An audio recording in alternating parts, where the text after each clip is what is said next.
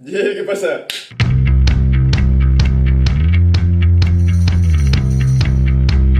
Avui vinc a parlar-vos de les al·legories de Botticelli i altres pintures. Entre elles, la famosa obra que segur que conegueu, El naixement de Venus. A la faena!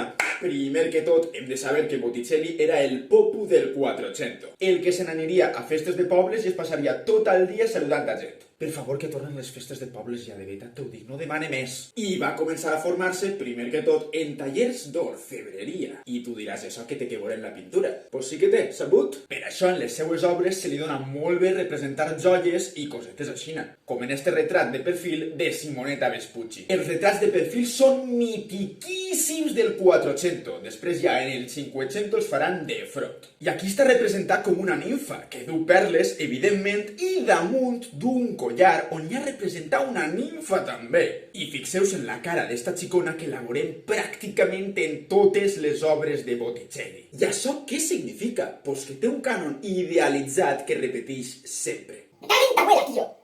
En la moto dels collons. Re una ceba, me cago en ta tia. Fins al punt que totes pareixen la mateixa persona, i per això sempre s'ha suposat que la modelo de totes les obres seria Simonetta Vespucci. Però realment no ho sabem cert. Fixeu-se en el que va ser mestre de Botticelli, Filippo Lippi, que també idealitzava que flipes als personatges i com este no ha agarrat de modelo a la mare de Simonetta, així que al final, ante la duda, direm que sempre usen el mateix cànon i avant, perquè Botticelli veu molt de la influència d'este senyor. I bé, ara que sabem que va treballar en el taller de Lippi, cal dir que passarà a treballar molt prontet a les ordres dels Medici, la família que governava Florència en eixa època com si foren reis, però sense ser-ho. Quina vidorra, no? Encara que cap al final de la vida de Botticelli no li anirà molt bé. Ja ho veurem al final. Llorenç el Magnífic, el Medici que manava del cotarro en el moment, estava creant acadèmies neoplatòniques, justes poètiques, s'estava formant un entorn intel·lectual que flipes. I en este context comencen a aparèixer pintures mitològiques i alegòriques. Les primeres que anem a veure són La primavera i El naixement de Venus. Dos obres pensades segurament per alguna vila de Llorenç el Magnífic. I les temàtiques tenien relació entre si, ja ho veurem. Botticelli gasta en aquestes pintures mites per enviar missatges concrets. Comencem per La primavera. Mos trobem en el jardí de l'amor i tenim a Venus en el centre de tot. La tia va vestida com a símbol de l'amor terrenal. L'amor celestial és el que va nu, el que no necessita tapar-se, l'amor diví. Recordem que els emperadors romans, quan es divinitzaven, es representaven en conill, es mostraven nus. A la dreta tenim a Cèfiro, el déu del vent, que té les galtes així, perquè efectivament és una representació del vent, encara que jo ara em vega ridícul fent-ho, nosaltres quan bufem fem això. I està tocant a Cloris, la nimfa de la terra. I quan el vent toca la terra i li porta les llavors, estes germinen i per això estan eixint-li de la boca a la pobra xica. I esta nimfa es converteix en Flora, la deessa de la primavera. Mireu la que apanyadeta ella en el vestit de floretes, Ojo, cuidao. I a l'esquerra tenim a les tres gràcies. La bellesa i la voluptuositat estan coronant amb els braços a la castedat, la que està d'esquenes. Esta és la important i ara anem a veure per què.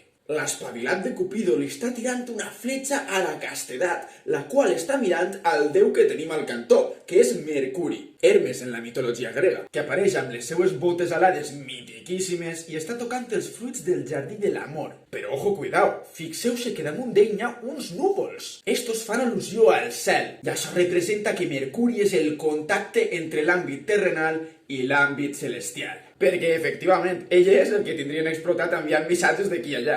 I ara que hem dit tanta cosa a l'aire, tu diràs, i què collons simbolitza l'obra en el seu conjunt? És una representació alegòrica de l'amor neoplatònic, que comença com a amor carnal, en la Venus vestida, en el contacte físic entre Cèfiro i Cloris, que acabarien casant-se en un futur, però a través de la castedat es convertirà en un amor pur, un amor celestial i un amor, efectivament, neoplatònic.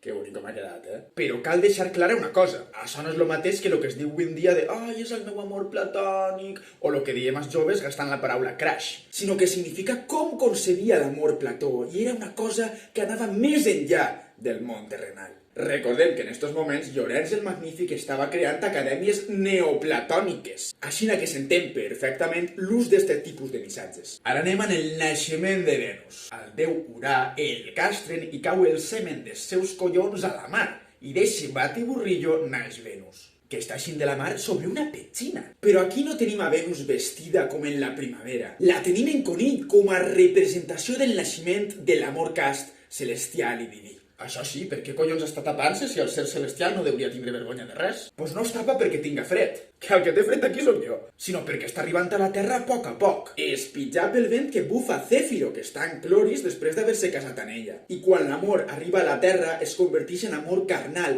per la seva puresa i ja no li fa tanta gràcia anar amb la figa a l'aire. I a la dreta tornem a veure a Flora, que ara està tirant-li una manta a Venus i dient: «Es que nadie piensa en los niños». Nah, realment està tapant-la per això que vos he dit, que està a punt de perdre la seva puresa, està arribant a la Terra. Ara, en Venus i Mart tenim una nova interpretació neoplatònica de l'amor. Mart, el déu de la guerra, desarmat totalment per Venus, la deessa de l'amor. Així tenim representar en pintura la famosa expressió de amor omnia vincit, el amor todo lo vence. S'està enviant un missatge clar de que per molt de hate que pugues tirar i per molta guerra que vulguis buscar, l'amor sempre va superar-ho tot. I ara ja passem a l'última etapa de Botticelli, que coincideix amb l'expulsió dels Medici de Florència i amb el govern de Savonarola. I tu diràs, i això com és? No eren tan poderosos, aquests mamons? Pues Savonarola era un monjo que va acabar tenint el control de Florència a finals del segle XV, a finals del 400. Perquè quan van entrar les tropes franceses a invadir Itàlia, Pere l'Infortunat, el fill de Llorenç el Magnífic, va anar a dir-li a Carles VIII, rei de França: «Mira, perfa, fes lo que et dóna la gana, vés a Nàpols si vols, però no passes per Florència, vale?» Però al final va acabar acceptant el que volia Carles VIII. I el poble es va cabrejar en els Medici per voler fer aquestes concessions a un invasor. Els van enviar a fer la mà i va passar a governar Savonarola. Que no va eixir de la nada, este home ja portava un temps criticant al papa, a l'església, a les èlits florentines, i va dir: «Me caguen la mare que va totes les riqueses i obres terrenals a la foguera». Obres les quals criticava també, perquè no considerava que tingueren la religiositat suficient i pensava que tindrien que acostar-se més a les obres orientals. I tot això per a poder estar preparats per al judici final, per a l'apocalipsi, per a tot el que tinga que vindre.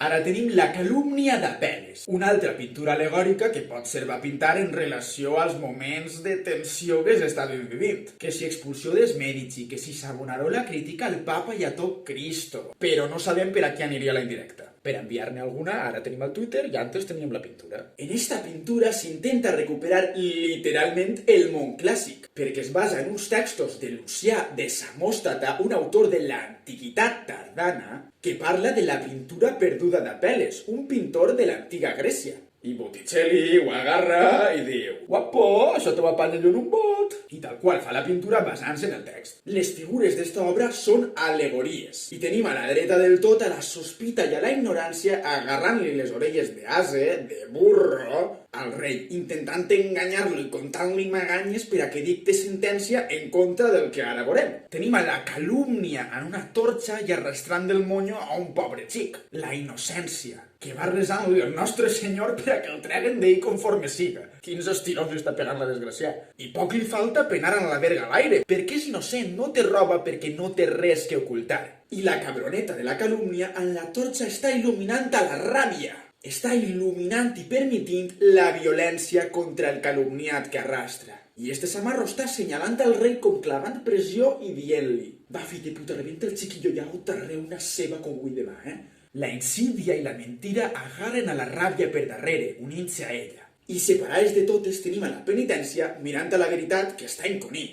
La veritat sense arguments i sense poder dir res per culpa d'esta calúmnia. Calúmnia significa acusació falsa, però que realment està assenyalant al cel, com en busca de la justícia divina. Ja que la terrenal deja mucho que desear. Això passava al Renaixement i passa ara. De fons veiem arcs de mig punt mitiquíssims de l'arquitectura clàssica. I home, és que estem en el Renaixement, no sé què t'esperaves, saps? I també tenim escultures en les parets, com la de Judit amb el cap d'Holofernes als peus. I el significat d'esta obra quin és? Pues la que va fer Apel·les, el pintor grec, la va fer en el seu moment per una calúmnia contra la seva pròpia persona. Però no es sap exactament per què la va fer Botticelli. Lo que sí sabem és que els Medici se n'han anat a fer la mà, tornaran al poder en 1512. Savonarola s'ha fet amb el poder i li està tirant mogolló bif al papa Alejandro VI, un valencià de la família Borgia, si no m'enganyes de Xàtiva. I també està hatejant a les èlits florentines, així que podria ser una indirecta per algú dins de tot este percal. I per acabar, la nativitat mística, de les seues últimes pintures, és del 1500. En el centre tenim una nativitat, no té més misteri, amb Maria, Josep, Jesús acabat de vindre al món conforme el van parir i altres personatges al voltant. Todo bien, todo correcto i jo que m'alegro.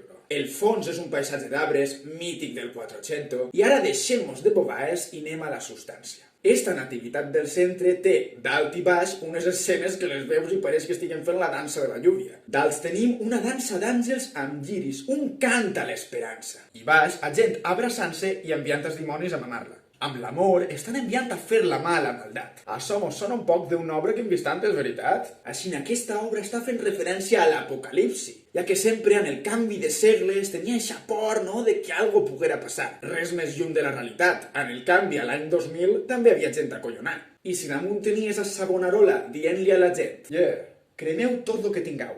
No patiu, no patiu. Això en l'altra vida no mos farà falta. De veritat, amb ju els ous. Pues tampoc ajudava molt i l'ambient era un poc de...